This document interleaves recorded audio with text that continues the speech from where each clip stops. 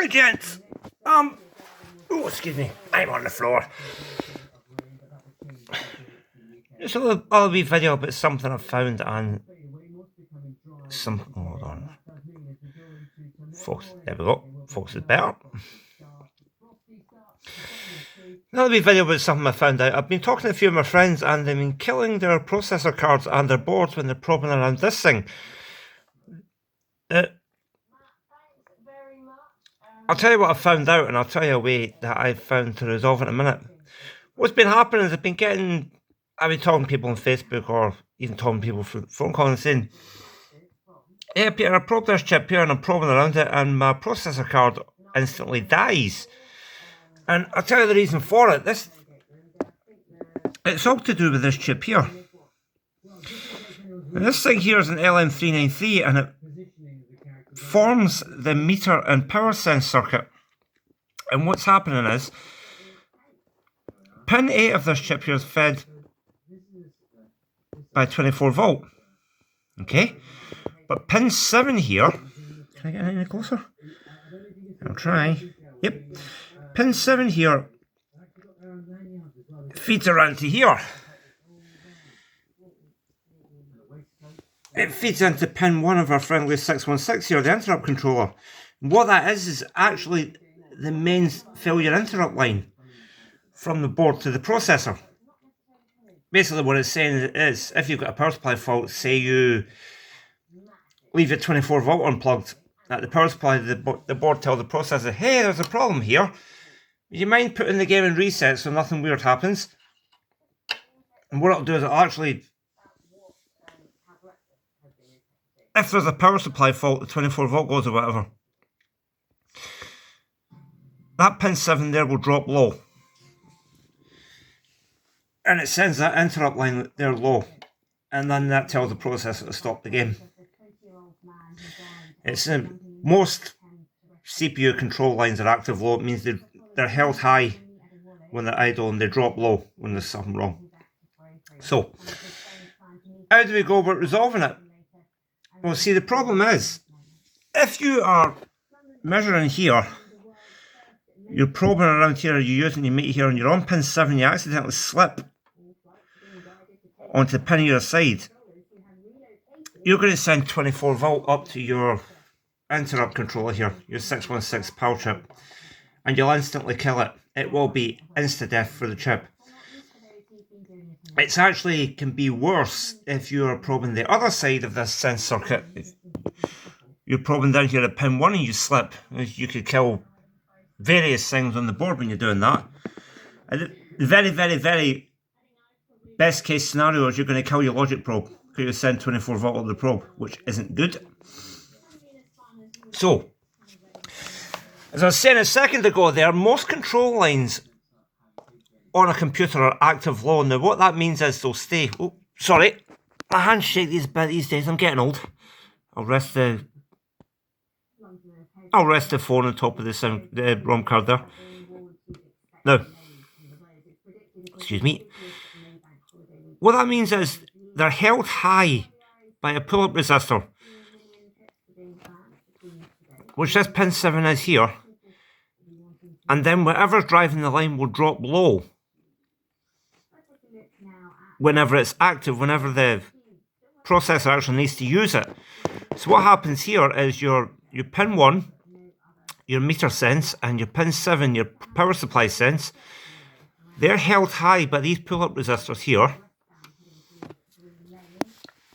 and the lines only drop low when they need to be used. So all the time here, focus as usual is a bit poor. This pin 1 here, your mains failure sense, that's held high all the time by that pull-up resistor until it actually needs to be used, and then it drops low. It's a wee bit hard to explain, but it's easier to hold the line high than drop it low, then hold it low, then drop it high, then send it high. I believe it is more power efficient as well. So, how do we go about resolving it? How do we stop killing our CPUs and our boards? Well, when this is idle, it's high, and when it needs to be read, when it wants to send a signal of something wrong to the CPU, it goes low. So to hold it high, we've got a pull-up resistor here, which is a little bit of an advantage. Because to avoid killing my CPUs, ideally we want to get rid of the 24 volt supply, so that there's no risk of any 24 volt going into the board. Or anywhere else for that matter when you're probing it. So what I've found out that I can do is, if I cut that pin 7 there, then the line's high all the time. It doesn't matter if this pin drops low, the line will be high all the time. So the processor card here is never going to get a mains failure interrupt. It's never going to get told to stop because the 24 volt's missing. Now, removing the 24 volt will actually stop this chip working altogether, but it doesn't matter because this pull-up resistor is going to hold that line high anyway. So that's what I've done. I've removed the 24 volt line out of my power supply cord here, and power supply harness, whatever. Excuse me. Never sit on the floor when you're doing these videos. So, as you can see, I've taken the 24 volt line out altogether, and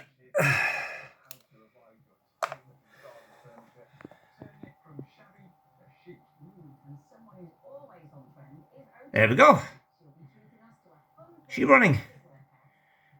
Now yes, I did notice as well that the reset light came on straight away, but that's a quirk of using a different power supply from the one I was. That one over there, that Belfry one, that supplies 24 volt, whatever. But we don't need the 24 volt anymore, we just need the 5 and the 12. And it gives you a double advantage because, well, it gives me a double advantage because one, there's now no 24 volt flying about this board and I can probe around things and not risk damaging anything, and two, it also lets me use this, my everything power supply, which I've used in the past to do Mega, MPU 4, MPU 3, whatever. Oh, I'll tell you something, I've missed using this when I've been doing these boards because it's a lot handier to have that than it is to have that. That's a big bulky heavy thing, that's nice and lightweight, it takes up a lot of space and a lot less space on the bench as well, or the living room floor. So it was good. So, that's it. All I've done there is I've cut pin 7, so this doesn't drop low or float to a non-logic level, which it will do when you take the 24 volt away from the board. And then this pull-up resistor here does its job as normal, and it holds that line on pin 1 high, which means the processor never gets an interrupt to say there's been a mains failure or 24 volt failure. So try it yourself. Cut pin 7 and just unplug your 24 volt off your power supply. You'll see what I mean. As far as I'm concerned, it makes me a lot more comfortable working on the board knowing that if I slip, I ain't going to kill things. I ain't going to kill the likes of, where to put it? My mildly expensive logic probe. And I will admit, I have killed one of these in the past, and they're about £25, so it's not a nice thing to kill. And it would stop my mates and associates from killing their logic probes, because I know a few of the guys that watch my videos have gone through 3 or 4 of the things to try to look for meter failures and stuff. But anyway, if you like what I'm doing here, give me a wee like, a comment. Any criticism is good criticism. Yes, I know I'm working on the floor, I'm usually working on the table, but the table was used for homeschooling. I will probably claim it back at some point. I've got some interesting things coming up anyway. My friends have created the monster in me again. I'm getting back into these stuff. I haven't done anything for about a year. So, yeah. This might be the first of many little projects and quirks and experiments. So, more to follow in a bit. Alright, bye for now.